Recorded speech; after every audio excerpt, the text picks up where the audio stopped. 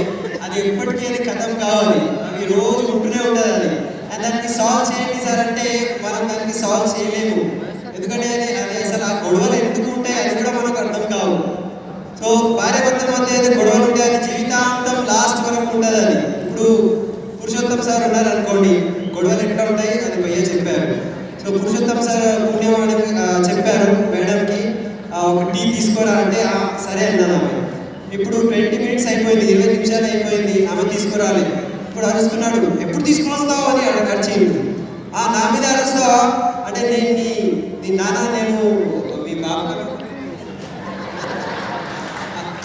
మీ అయ్యా నౌకర్ నేను చెప్తుంది అనుకున్నా. అట్లా చెప్తావా, అయ్యా పేరు తీస్తావా అంటే నేను ఇప్పుడు ఇల్లు వదిలేసిపోతా అని చెప్తుంది ఆమె, ఎప్పటికీ వెళ్ళిపోదా ఆమె చెప్తుంది అంతే. సో ఇది రోజు ఇట్లాంటివి సిచ్యువేషన్స్ వస్తూ ఉంటాయి.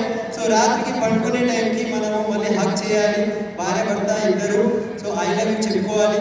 మీ నెత్తి అంటే మీ దిమాగ్ బరాబర్ ఉంటే నెక్స్ట్ డే అంత బరాబర్ అయిపోతుంది, లేదు నెత్తి ఖరాబ్ ఉన్నదంటే మళ్ళీ నెక్స్ట్ డే కూడా అదే గొడవ కంటిన్యూ అవుతుంది.